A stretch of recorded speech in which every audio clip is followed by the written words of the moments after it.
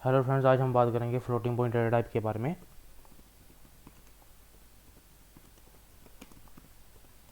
तो last lecture में आपको मैंने बताया था इन डेटा टाइप के बारे में कि जो होल नंबर्स होते हैं जैसे 12, 13, 14, 15 जो विदाउट डेसिमल पॉइंट होते हैं वो होते हैं हमारे इंटीजर वाले, और जो विद डेसिमल पॉइंट होते हैं वो होते हैं हमारे फ्लोट।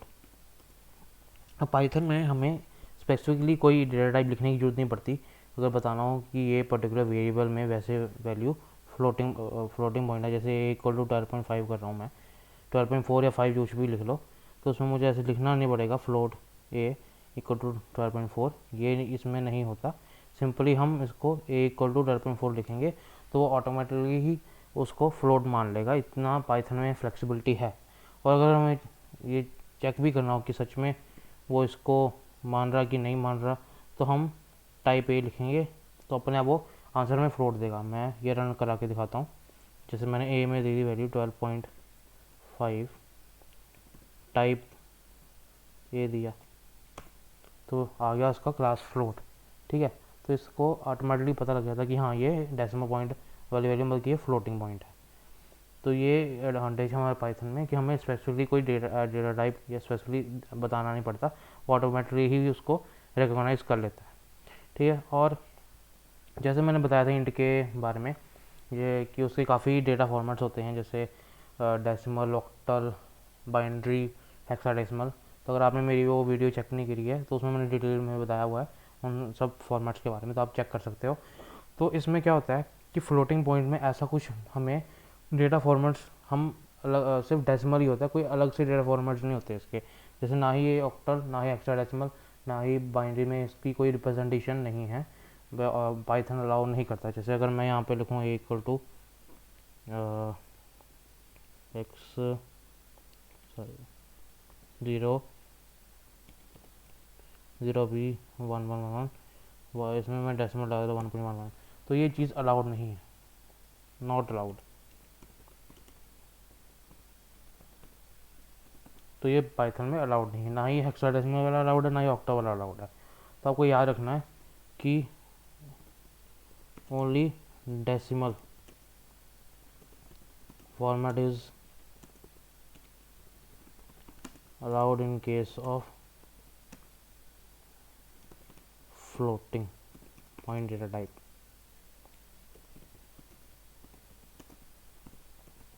ठीक है, तो ये इंपॉर्टेंट लाइन है कि सिर्फ डेसिमल फॉर्मेट ही अलाउ किया जाता है फ्लोटिंग पॉइंट डेटा टाइप के बारे में के केस में, इन केस ऑफ पाइथन। ठीक है, तो अब हम बात करते हैं थोड़ा सा और फ्लोटिंग पॉइंट का थोड़ा सा एक वर्जन है, जैसे हम कहते हैं एक्सपोनेंशियल टाइप।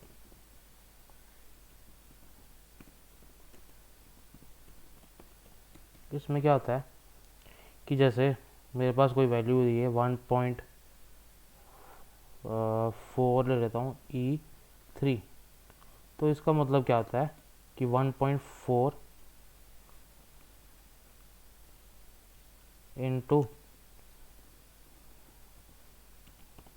10 पावर 3,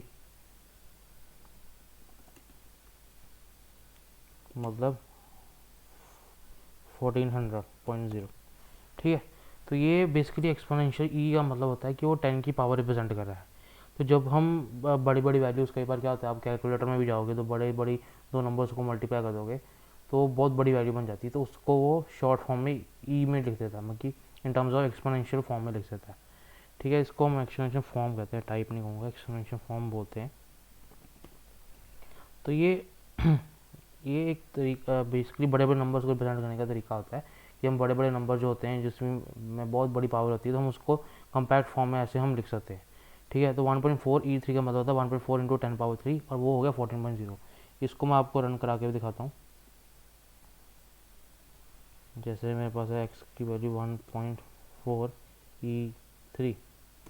ठीक है, अब मैं इसको सीधा एक्स ही लेता हूँ, ये सीधा 14.0 आ गया। मैं और कोई वैल्यू लिखता हूँ 1.E15, तो देखते हैं इसकी वैल्यू क्या आई। ये देखिए टोटल 14 जीरोज़ आ गए, पॉइंट पॉइंट से पहले और बाद में 0 आ गया, तो इसको हम इस हिसाब से लिख सकते हैं, जो होती है एक्सपोनेंशियल फॉर्म। तो ये तो हमारे पास हो गया फ्लोटिंग पॉइंट डेटा टाइप।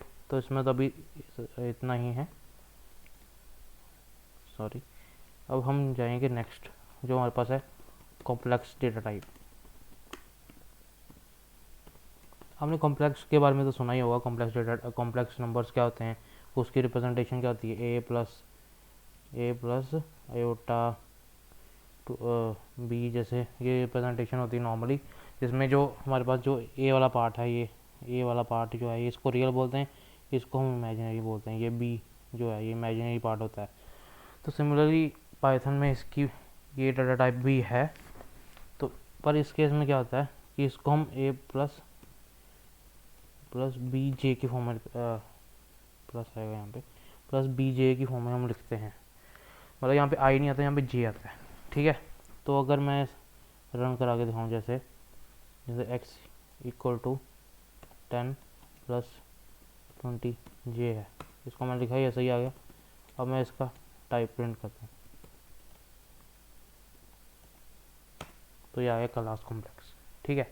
और ये तो यहाँ पे जे से हम रिप्रेजेंट करते हैं कॉम्प्लेक्स नंबर को। यहाँ पे मैं 10 प्लस 20 आई लिखता हूँ, आ गया इनवैलिड सिंटेक्स, आई नहीं लाउड। जे तो आपको पता ही होगा, जे का मतलब होता है √ ऑफ -1, ठीक है। ये तो मैथ्स में आपने पढ़ा ही होगा। मैं ये मान के चल रहा हूँ कि आपने ये थोड़ा सा आइडिया है आपको कॉम्प्लेक्स नंबर के बारे में। तो ये जे का मतलब तो -1, तो इसमें जो ए होता है उसको हम बोलते हैं रियल पार्ट, और जो बी होता है उसे हम बोलते हैं इमेजिनरी पार्ट, ठीक है। अब इसमें क्या है कि एक फ़ायदा है कि हम बेसिकली इसमें हम पाइथन में इमेजिनरी रियल नंबर्स, अकेला अगर हमें रियल नंबर प्रिंट कराना हो तो वो भी हम करा सकते हैं, अकेला अगर हमें इमेजिनरी पार्ट कराना हो तो वो भी करा सकते हैं। कैसे? जैसे मैं प्रिंट कराऊँ तो एक्स डॉट रियल यूज़ करके, एक्स डॉट रियल क्या करेगा, रियल पार्ट को प्रिंट करा देगा, और एक्स डॉट इमेजिनरी क्या करेगा, इमेजिनरी पार्ट को प्रिंट करा देगा। तो मैं एक बार रन करा के दिखाता हूँ। जैसे यहाँ पे ये था 2 10 प्लस कोई 30 जे ले लेते, चलो मैं प्रिंट कराता हूँ एक्स डॉट रियल। तो ये देखो इसने प्रिंट करा दिया 10, रियल पार्ट था। अगर मैं इमेजिनरी पार्ट प्रिंट कराना चाहूँ तो वो भी मैं करा सकता हूँ, एक्स डॉट इमेज, तो वो भी हमने प्रिंट करा दिया। अब इसका एक और पॉइंट जो है मैं आपको बता देता हूँ कि जो रियल पार्ट होता है वो बेसिकली किसी भी फॉर्मेट में रिप्रेजेंट हो सकता है। जो रियल पार्ट है वो हम किसी भी फॉर्मेट लिख सकते हैं। जैसे मैं अगर लिखूँ x equal to 0b1111 plus j12, कुछ भी ऐसे लिख दिया मैंने, या 12j बेसिकली आएगा, तो ये वैलिड है, ये वैलिड है इसमें, क्योंकि रियल पार्ट जो मैंने बोला वो किसी भी फॉर्मेट में रिप्रेजेंट कर सकते हैं। मतलब कि हम उसमें डेसिमल, बाइनरी, हेक्साडेसिमल, ऑक्टल किसी भी पार्ट में रिप्रेजेंट कर सकते हैं। पर जो इमेजिनरी पार्ट है वो सिर्फ और सिर्फ डेसिमल में ही रिप्रेजेंट किया जाएगा, ओनली डेसिमल, ठीक है। तो अगर मैं x इक्वल टू जैसे 12 प्लस 0b11 करूँगा तो ये इनवैलिड होगा, ये वैलिड नहीं है। जैसे x इक्वल टू अगर मैं 12 प्लस 0b1111 लिखूँगा तो ये इनवैलिड है, ठीक है। तो आपको ये ध्यान रखना है कि सिर्फ और सिर्फ जो है इमेजिनरी पार्ट वो डेसिमल में ही रिप्रेजेंट होगा। और इसमें कॉम्प्लेक्स नंबर में क्या होता है कि हम जैसे इसकी एडिशंस वगैरह भी कर सकते हैं, वो भी हमें प्रोवाइड है इसमें, हम कि हम कॉम्प्लेक्स नंबर की एडिशन कर सकते हैं। जैसे 12 प्लस 13j है, b equal to 2 plus 23j है, तो मैं a प्लस बी करता हूँ तो ये एडिशन हो के आ गया। ऐसे आप ए माइनस बी भी कर सकते हो, ए स्टार बी भी शायद होता है, हाँ हो जाता है सॉरी, और ए डिवाइड बाई बी भी हो जाता है। तो ऐसे ऐसे करके आप सारे के सारे जो जो भी ये सिंपल बेसिक ऑपरेशंस हैं, प्लस माइनस मल्टीप्लिकेशन डिवाइड, ये चारों के चारों कर सकते हो। तो ये भी इसमें फ्लेक्सिबिलिटी है कि ये भी ऑपरेशंस बेसिकली प्रोवाइड किए जाते हैं, ये भी हम इसमें परफॉर्म कर सकते हैं। तो ठीक है, तो कॉम्प्लेक्स नंबर्स में आपको बस इतना याद रखना है कि जो रियल पार्ट होता है वो हम किसी भी फॉर्म में रिप्रेजेंट कर सकते हैं, और जो जो अपना इमेजिनरी पार्ट होता है उसे डेसिमल में ही रिप्रेजेंट किया जा सकता है। और पाइथन जो है कॉम्प्लेक्स को सपोर्ट करता है, और उसके एडिशन, मल्टीप्लिकेशन, सब्ट्रैक्शन, डिवीजन सारे ऑपरेटर्स भी प्रोवाइड करता है, कि उसकी division, multiplication, addition, subtraction provide कराता है कॉम्प्लेक्स नंबर्स की। तो आशा करता हूँ कि आपको कॉम्प्लेक्स नंबर्स और जो फ्लोटिंग पॉइंट है, कॉम्प्लेक्स डाटा टाइप और फ्लोटिंग पॉइंट डाटा टाइप, ये दोनों समझ में आए होंगे। तो नेक्स्ट लेक्चर में मैं आपको फर्दर और डाटा टाइप्स के बारे में बताऊँगा। तो आज के लिए बस इतना ही।